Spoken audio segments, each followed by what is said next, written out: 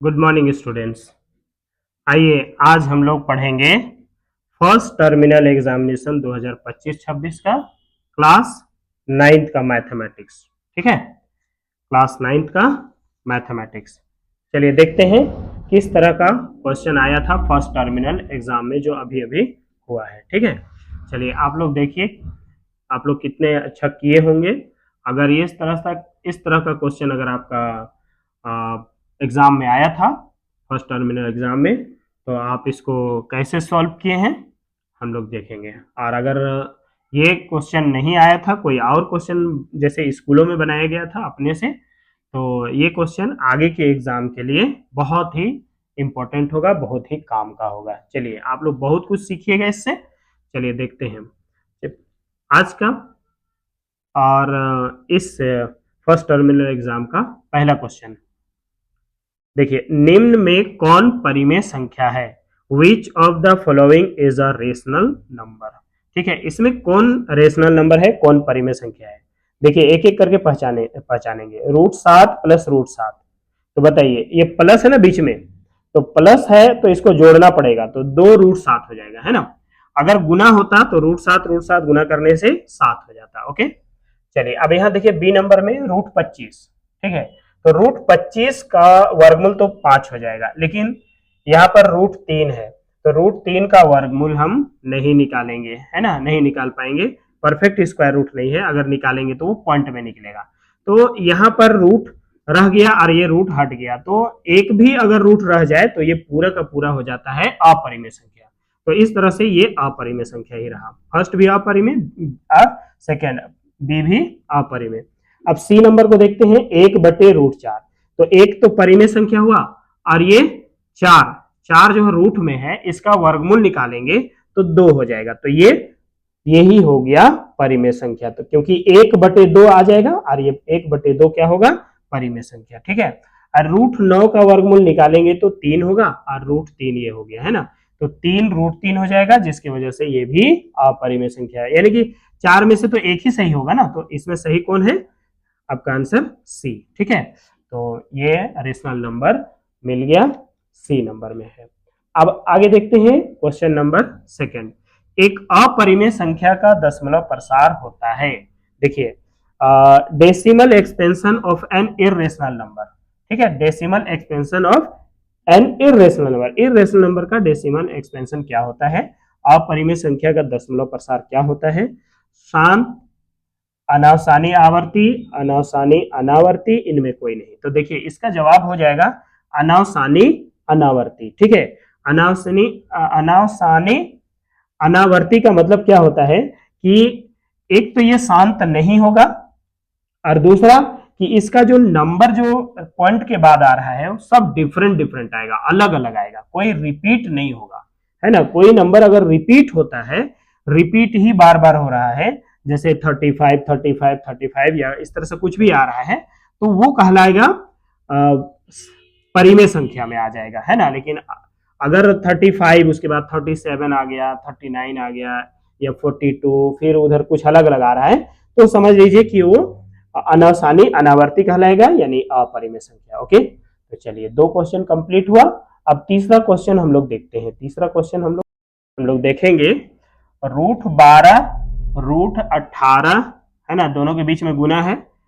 एक क्या संख्या है, खाली स्थान संख्या है ना। √12 into √18 is an blank number, है ना। तो इसमें रेशनल भरेंगे, इरेशनल या इंटीजर या नन ऑफ दिस, है ना। परिमेय, अपरिमेय, पूर्णांक या इनमें कोई नहीं। देखिए 12 और 18, है ना, दोनों ही अपरिमेय संख्या है, अपरिमेय संख्या है। चलिए हम लोग इसको सॉल्व करते हैं। देखिए कैसे सॉल्व करेंगे इसका।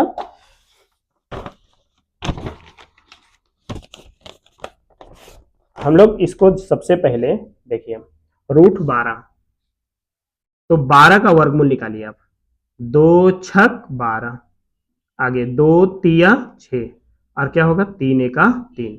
इसी तरह से 18 का वर्गमूल निकालिए, है ना, 18 का अभाज्य गुणनखंड, 2×9 = 18, और ये 3×3 = 9 और 3×1 = 3। ठीक है, क्योंकि बीच में गुना का साइन है, देखिए यहाँ पर गुना का साइन है ना बीच में, तो इसका मतलब ये हुआ कि ये सब नंबर एक साथ लिखिए, 2 2 2 3 3 3, है ना, इस तरह से। तो क्या पेयर बनेगा, मतलब जोड़ा संख्या बनेगा क्या? स्क्वायर रूट निकालने के लिए क्या है जोड़ा नंबर, देखिए ये 2 2 का पेयर बना और 3 3 का पेयर बना। 2 भी यहाँ पर विदाउट पेयर में है, ये 3 भी विदाउट पेयर में आया, है ना।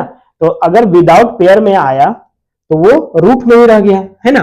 तो रूट में रह गया मतलब ये अपरिमेय संख्या, ठीक है। तो ये भी आप लोग को समझ में आ गया होगा। तो आप लोग का आंसर यहाँ पर बी नंबर होगा, अपरिमेय संख्या, ठीक है।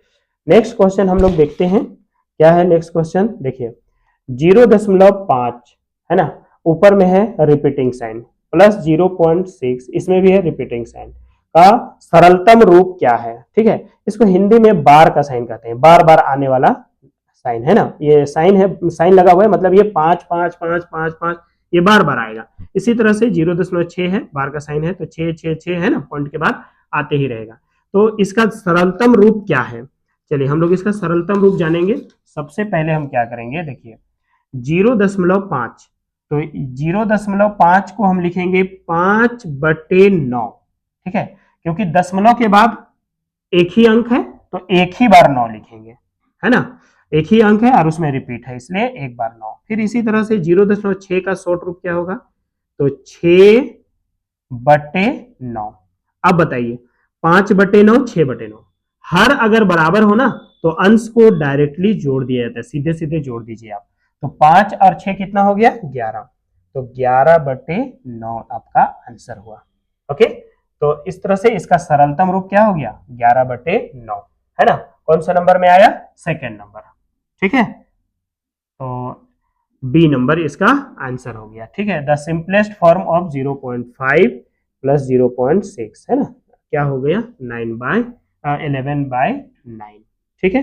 नेक्स्ट क्वेश्चन देखते हैं क्या होगा, निम्न में किसका दशमलव प्रसार अशांत है, ठीक है। अशांत के लिए आपको जानना होगा कि इसका हर को देखना होगा। हर में अगर 2 और 5 के रूप में आ जाए, हर 2 और 5 के रूप में, तो दशमलव प्रसार शांत है, ठीक है। अगर 2 और 5 के रूप में नहीं आया तो दशमलव प्रसार शांत नहीं होगा। आइए हम लोग चेक करते हैं। जैसे इसमें देखिए 40 है, तो 40 है तो 10 गुना 4, ठीक है। तो 10 में तो 2 और 5 है ही है। अब 4 में चेक कीजिए, 4 में क्या मिला, 2 गुना 2। तो इस तरह से ये दशमलव प्रसार शांत है। फिर आगे बढ़ते हैं, 17/160, तो इसमें देखिए क्या हो गया, तो 16 गुना 10 हुआ, जीरो है ना, जीरो है तो 0 10 हो गया, 10 में 2 और 5 होता है। अब 16 को देखिए, 16 में क्या आता है, 2 गुना 2 गुना 2 गुना 2, 2 दुना 4 दुना 8 दुना 16, है ना। तो सब 2 ही केवल आया, तो ये भी दशमलव प्रसार शांत हुआ, ठीक है। इसी तरह से अब हम लोग यहाँ पर देखेंगे 200, हर में क्या है 200, तो 200 में 2 जीरो आ गया, ये दो है ना, तो 2 9 जीरो, यानी कि 2 और 5 ही केवल आएगा। जब जीरो है ना तो उसमें 2 और 5 ही केवल आएगा, कोई तीसरा नहीं आएगा। लेकिन बच गया कौन, 2, तो 2 तो 2 ही है, तो इसलिए ये भी दशमलव प्रसार शांत है। हम हर में चेक करेंगे ना, तो तीनों जो है शांत दशमलव प्रसार मिला, तो ये जो चौथा है यही अशांत है, क्योंकि देखिए इसका हर में 4 4 1, इसका प्राइम फैक्टर करेंगे ना, अभाज्य गुणनखंड करेंगे, तो 2 5 केवल नहीं आएगा, बल्कि ये कुछ और ही नंबर आएगा, ठीक है। इसलिए इसका दशमलव प्रसार अशांत है, ठीक है।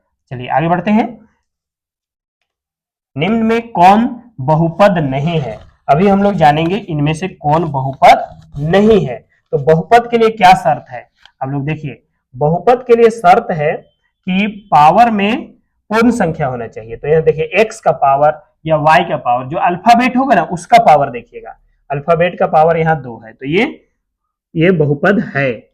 यहां पर भी देखिए अल्फाबेट का पावर 2 है और 1 है, तो ये भी बहुपद है। यहाँ पर भी देखिए अल्फाबेट एक्स है और यहाँ पर एक्स है, दोनों का जो पावर है वो 3 और 2 है ना, इसलिए ये भी बहुपद है।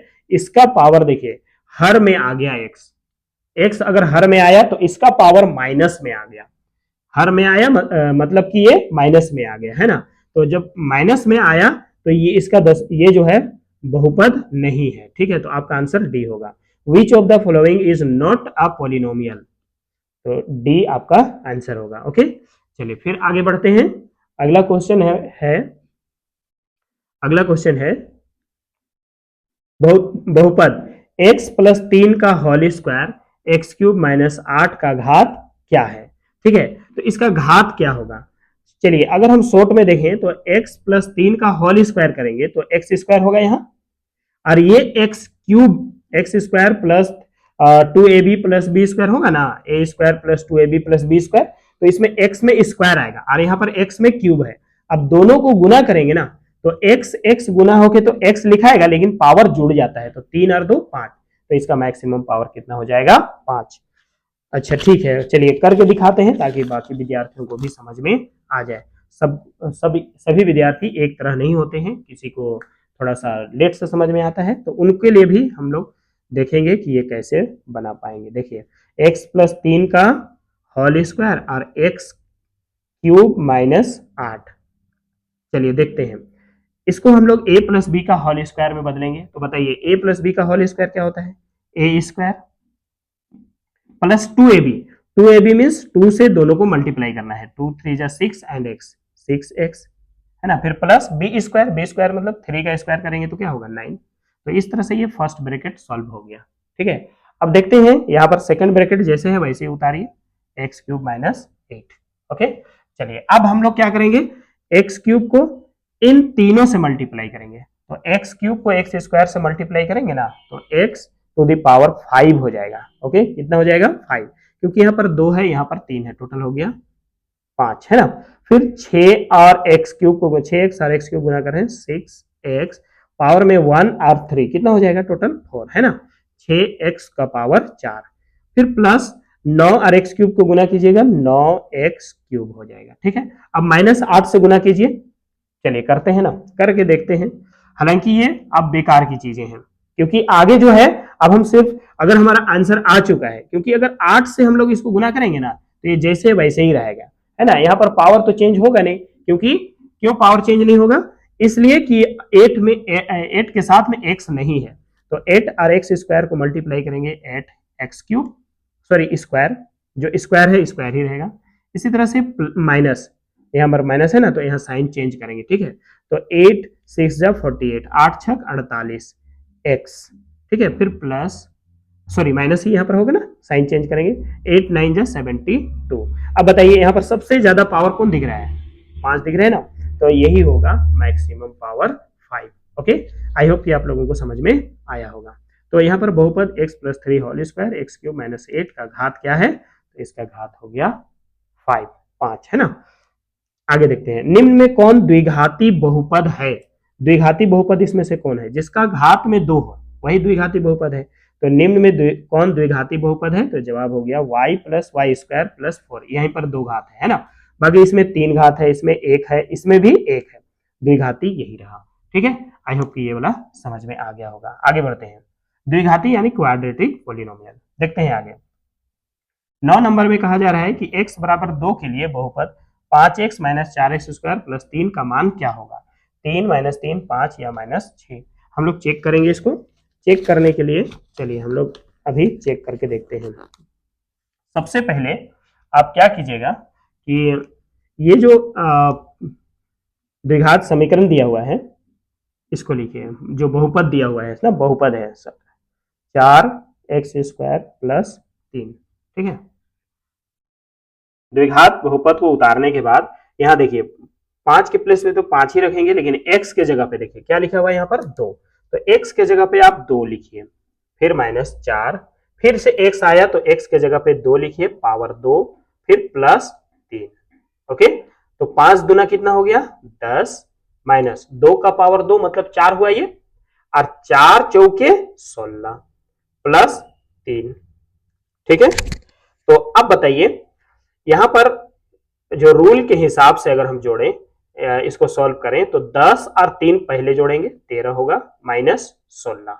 अब बताइए 13 से 16 घटाइए कि कितना मिलेगा, बिल्कुल सही माइनस 3।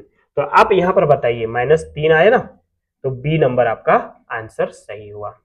आगे बढ़ते हैं। ठीक है, द वैल्यू ऑफ पोलिनोमियल है ना, 5x minus 4x square plus 3 for x is equal to 2 will be what minus 3। Next question, बिंदु -5/2 एंड 4 किस चतुर्थांश में है। ये कौन सा चतुर्थांश में दिया हुआ है, इसको जानने के लिए आप क्या कीजिए कि कार्तीय तल एक बनाइए, कार्टेशियन प्लेन। कार्टेशियन प्लेन क्या होता है, देखिए ये होता है y अक्ष और ये होता है x अक्ष, ठीक है, x अक्ष और y अक्ष। तो ये हो गया y, ये x, यहाँ पर x एक्सिस देंगे, y एक्सिस। अब बताइए यहाँ पर तो मूल बिंदु होता है ना, ये इधर प्लस जाता है और यहाँ पे प्लस जाता है, माइनस कहाँ जाता है, एक नीचे में और एक लेफ्ट साइड में माइनस जाता है, ठीक है। सबसे पहले x को लिखा जाता है ना, तो x को लिखा जाता है तो x में यहाँ पर कौन है, माइनस, और यहाँ पे क्या है, प्लस। इसी तरह से यहाँ पर क्या, यहाँ तो x भी प्लस और y भी प्लस, तो दोनों प्लस आता है। ओके, चलिए यही क्वेश्चन नहीं आएगा ना नेक्स्ट एग्जाम में, लेकिन इस तरह का क्वेश्चन आएगा तो आप कैसे बना पाइएगा, इसलिए अब देखिए ध्यान से, यहाँ पर देखिए इसमें क्या है, x भी माइनस और y भी माइनस, दोनों माइनस का है, x पहले लिखा जाता है। ओके, अब यहाँ पर देखिए, यहाँ पर क्या है, x पहले लिखा जाता है तो प्लस को लिखिए, पहले x प्लस है और y क्या है, माइनस, ठीक है। तो अभी का क्वेश्चन क्या है, अब देखिए फर्स्ट में माइनस और सेकंड में प्लस। अब ये मत देखिएगा कि नंबर क्या है, यहां पर आपको देखना है कि साइन कौन सा है, माइनस उसके बाद प्लस, तो माइनस प्लस किस चतुर्थांश में है बताइए।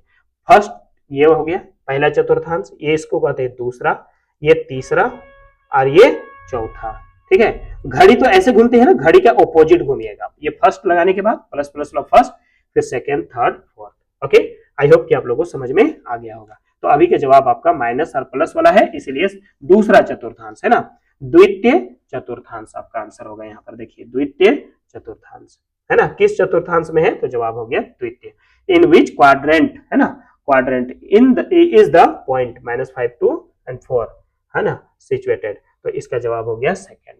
ओके, चलिए अब ये हम लोग 10 क्वेश्चन कंप्लीट कर लिए, अब हम लोग आगे बढ़ते हैं 11वां क्वेश्चन पे। आइए देखते हैं 11वां क्वेश्चन क्या है। एक्स निर्देशांक को कहते हैं, एक्स निर्देशांक है ना, इसको कहा जाता है भुज, ठीक है, एक्स निर्देशांक को भुज कहा जाता है, ठीक है। जैसे मान लेते हैं एक कार्टेशियन प्लेन है ऐसे, ठीक है, इसमें जो है एक्स से खींचा जाएगा लाइन, यहां से मान लेते हैं इतना दूर गया, तो ये जो लाइन खींचा गया ना, इसकी लंबाई, इसी को कहते हैं भुज। ओके, समझ में आया। अगर ये ऐसा नहीं है कि ये राइट साइड ही केवल जाए, लेफ्ट भी हो सकता है, इधर भी हो सकता है, यहाँ पर भी हो सकता है। ओके, तो यही जो लंबाई है ना, इसी लंबाई को कहते हैं भुज, है ना। तो यहाँ पर बोला एक्स निर्देशांक को क्या कहते हैं, तो जवाब होगा भुज। The x coordinate is called, तो क्या जवाब हो गया, एब्सिसा। आगे, वाई अक्ष पर स्थित सभी बिंदुओं की भुज होती है। अगर वाई अक्ष पर है तो सभी बिंदुओं की भुज है ना, सभी बिंदुओं की भुज क्या होगी। देखिए आपका अभी जवाब समझ में आ जाएगा, देखिए ध्यान से देखिएगा, ये है वाई अक्ष, ये एक्स अक्ष, ठीक है। तो अब वाई अक्ष पर कोई है, यहाँ पर देखिए वाई अक्ष, ठीक है, कहीं पर भी हो सकता है, नीचे भी, ऊपर भी, कहीं पर भी, ठीक है। अब इसमें देखिए लंबाई यहाँ पर से निकलता है तो वही ना कहलाता है, अभी जस्ट इससे पहले वाला क्वेश्चन में बतलाएं आपको, है ना, कि ये लंबाई क्या कहलाता है, भुज, है ना। तो अब अगर मान लेते हैं यहां पर है एक्स वाई अक्ष में है, तो वो तो निकला ही नहीं, ना राइट साइड में ना लेफ्ट साइड में, तो इसका भुज क्या हो जाएगा, जीरो। तो वाई अक्ष पर स्थित सभी बिंदुओं की भुज क्या होगी, जीरो। तो आपका जवाब मिल गया होगा जीरो। आगे बढ़ते हैं, है ना, abscissa of all the points on y axis is zero.